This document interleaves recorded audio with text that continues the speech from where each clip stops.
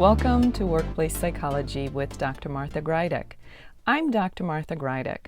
This podcast examines a wide variety of work-related issues through the lens of industrial and organizational psychology. And while many of the topics discussed here may be seen as intended for white-collar employees and their employers, in reality, the ideas presented here are applicable across organizations and industries. Additionally, many of the topics discussed here may be applicable outside of the workplace. I encourage you to examine what's presented here, apply what makes sense to you, and simply discard the rest.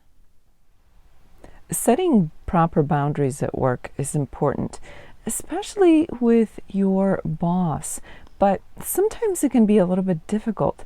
When you think about your job description, many job descriptions include the verbiage that says that you're responsible for all these given tasks, plus anything else that we, meaning the organization, ask you to do. That's very open-ended. That could mean anything. So sometimes that can get in the way of setting boundaries. But regardless of whether we're talking about work, whether we're talking about your boss or your colleagues, or whether we're talking about your personal life, your life outside of work, setting boundaries is important. So let's talk about how to do this. First things first. Why are boundaries so important, especially when it comes to work? First, it can really help you with your experience at the workplace. It can help you with your productivity. It can be a good example for those around you. And it doesn't matter if you're in a management position or in a non-management position. You can be a good example for others when you have proper boundaries set and executed as part of your own experience. Setting boundaries can keep your workload in check, can help you understand what your responsibilities are. And when those kinds of things are in place, you can avoid too much stress at work. You can really put a limit on how much stress you experience at work. And that in itself can help with preventing or avoiding the state of burnout. So those are just a few things, few items that are part of why setting boundaries at work is so important. The other thing to mention before we get too far is that there are different kinds of boundaries, and they're all equally important. So you could have physical boundaries. Physical boundaries can include things such as having a clear workspace where that's your workspace, that's your work area, your workstation, or maybe having the ability to do something like put on headphones to drown out the noise around you or to indicate that you do not wish to be disturbed. Physical boundaries can be something like choosing handshakes over hugs. I know that some people are very prone to hugging anybody and everybody, while other people don't care for that, especially in a professional setting. So that could be a physical boundary. A physical boundary can be something as simple as taking your breaks. That's really removing yourself physically from your work. So that could be from your work area, or if you don't have anywhere else to take your break, at least from the concept of work. Another type of boundary could be psychological or emotional boundaries. Those could be things such as staying away from gossip or separating your work life and your personal life, taking vacations, disconnecting when you're done with work. Those can be psychological boundaries and emotional boundaries. So there are different types of boundaries, and you will start to recognize them once you start to think along the lines of boundaries at work, but they're all equally important, and you'll be able to define which ones make the most difference for you the more you think about it. One way to help to set boundaries at work is to define your own priorities. What are your priorities at work? Are your priorities to get things done as quickly as possible and get out of there?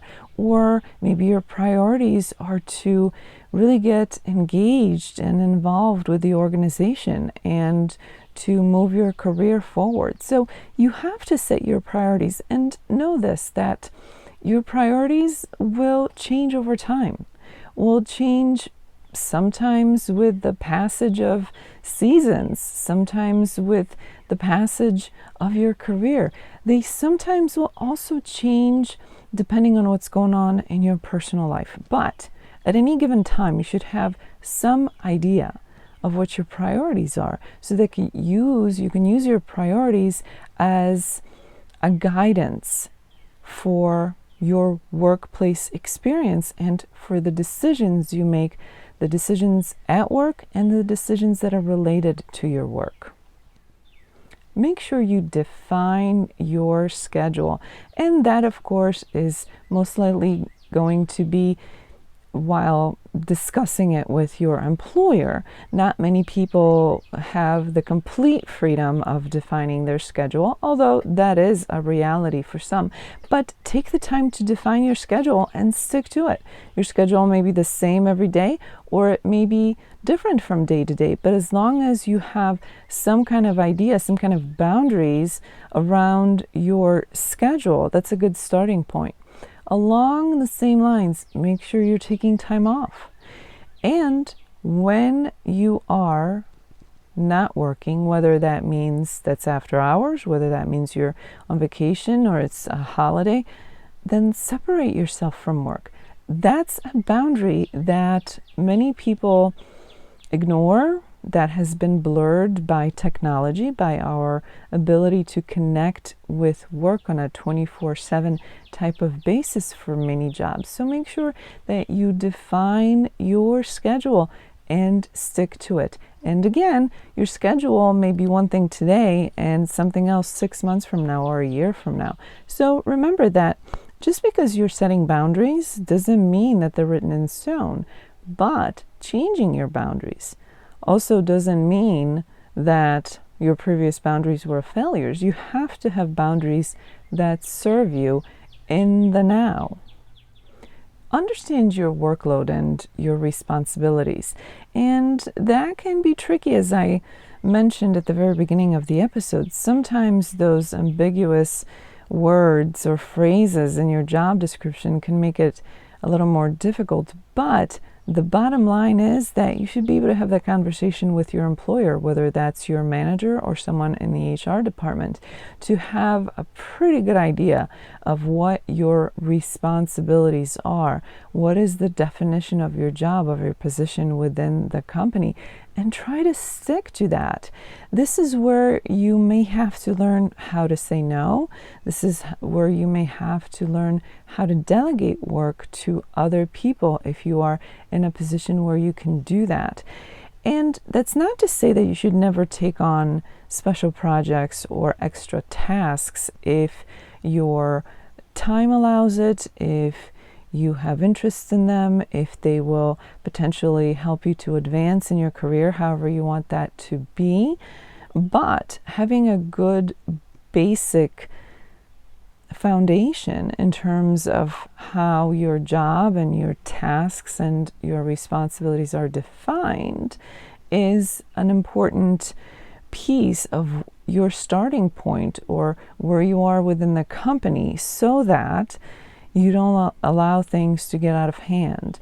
Sometimes what happens, if people are very agreeable, whether it's because that's their nature, or they don't want to say no, or they do it solely for the purpose of advancing within the company or within their career, sometimes they can lose track of why they're doing it and find themselves being overloaded, overwhelmed, and maybe even being taken advantage of. So have some kind of boundaries when it comes to your job, your responsibilities, and the tasks that are involved with your position at that company. It's important to communicate. Communicate with your colleagues, communicate with your boss. And communicating isn't just talking, it also means listening. Good communications is a two-way exchange, it's a two-way street. So make sure that you practice good communications on a daily basis. This is key when it comes to being able to set proper boundaries. If you're not talking and you're not listening, you are out of the loop. You don't know what's going on, and others don't know what's going on with you. So make sure you keep up with your communications. Remember that it's okay to ask for help when you need it, whether it's because you need an extra hand with a project or a task, maybe there's a deadline involved, maybe you have more on your plate than you can handle, or maybe there's someone else amongst your colleagues or maybe even your supervisor, your boss, who has the knowledge, skills, or resources that could be really helpful to you. So don't be shy about asking for help, because that in itself is also a way of setting boundaries. Boundaries are not solely there as a fence, as a fortress, as a way of excluding others, but also they can serve as a way of including others who could be of help to you, who could be resources, and for whom you could be a help and a resource. So make sure that you ask for help as you need it. Remember to be professional and respectful towards others and demand the same in return. There's nothing worse than emotional or unprofessional outbursts at work. That's not the place for it. It's inappropriate. You certainly don't want to exhibit that kind of behavior and then in the same breath try to define and enforce boundaries. So make sure that you are the top professional, that you are respectful of others, and again, in return, expect and demand the same. People should be professional at work and they should be respectful towards one another. Conflicts and disagreements will happen among people no matter what the setting is, but that doesn't mean that we lose our professionalism or that we are disrespectful to one another. So remember that. Being professional, being respectful, and demanding the same from others towards you.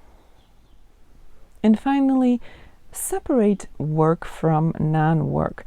A lot of times, because we spend many hours a day with our colleagues, boundaries are blurred and we talk, we share personal stories, personal events, things from our personal lives, which is fine. That's part of being human. That's part of working with other people. But make sure that there is a certain level of professional separation there in the form of some kind of a boundary.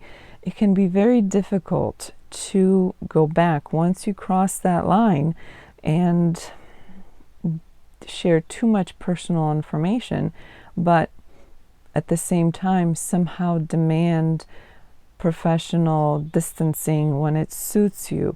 So make sure that you're keeping those things in check, where work is work and personal life is personal life. As this episode comes to an end, let's review what was discussed. Boundaries at the workplace are important, and that means boundaries with your colleagues as well as boundaries with your boss. Know that there are different types of boundaries. They're all equally important. Having good boundaries at work can affect things such as productivity. It can improve productivity. It can also help to decrease stress at work and decrease the likelihood of getting burnt out. So remember, boundaries at work are important. Setting boundaries at work doesn't have to be difficult or mysterious. You can start with things such as understanding your own priorities, defining your own priorities. That means your priorities at work, but often those are driven or at least influenced by your priorities outside of work. So know what your priorities are. Make sure to do things such as setting a schedule, take time off, and disconnect from work on a regular basis. Those are very clear boundaries that are so often blurred, if nothing else, because of technology and our ability to stay connected to work day and night without a break. Understand your job responsibilities and what you're expected to do. This requires communication and a certain amount of flexibility, but you also have to be able to say no and delegate whenever that's an option.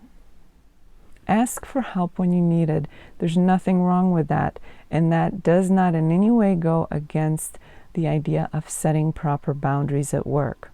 Remember to be professional and respectful towards others, but also demand the same in return.